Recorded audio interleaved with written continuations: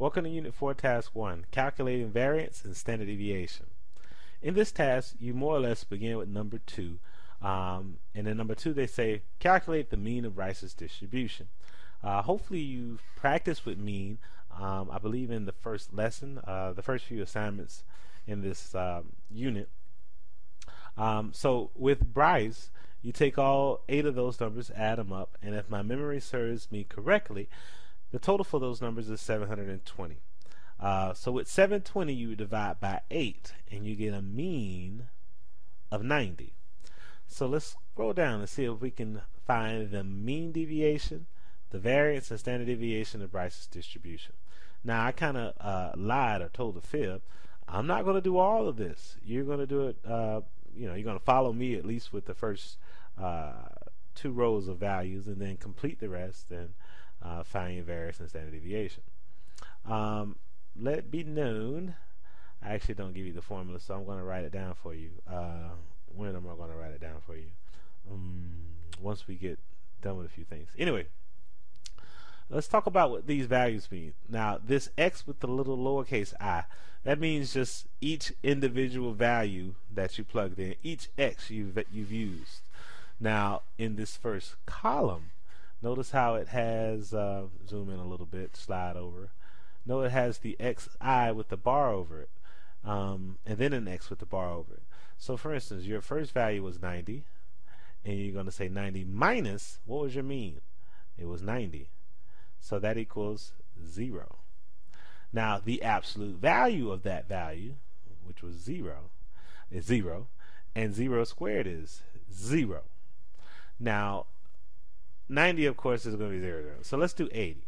What's 90 minus 80? Hopefully you already know that's 10, right? The absolute value of 10 is 10. And 10 squared is 100. Okay? Again, do the same thing for 100. 90 minus 100. Well, let's go ahead and do it. That's going to give us one of those negative values.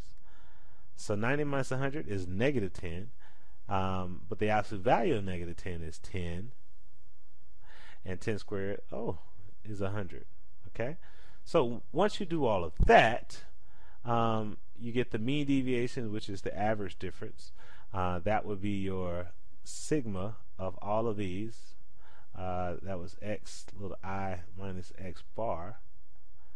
So once you add up all of that and then divide by your number of values, to get the standard deviation, it's going to be standard deviation of your x with the little I minus x bar squared, okay, divided by 2.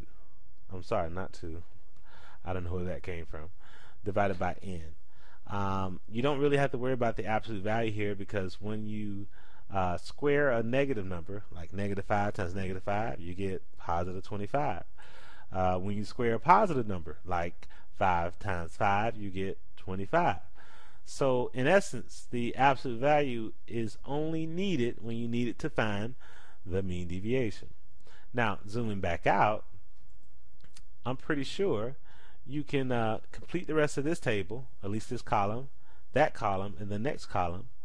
Find your totals. Once you find your totals, you can then use these formulas to calculate your mean deviation and your variance. And then once you have your variance, you can square root that, and then so let me just give you a little note. That's your variance, and then once you square root your variance, that equals your standard deviation. Okay. Now I want you to kind of look at your resources for this task to understand what spread means. I believe in addition to working with the mean, there was mention of measures of central tendency and then measures of spread. So what does a measure of spread tell you about data?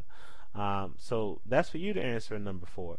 And in 5 and 6, you do the same thing we've done with Bryce, but you do it for Brianna. And then again, there's a number 7 where it says what do these measures of spread tell you? So again, you have your mean deviation, you have your variance, and then once you square root the variance, you have your standard deviation. If you have any questions, please be sure you ask your online teacher.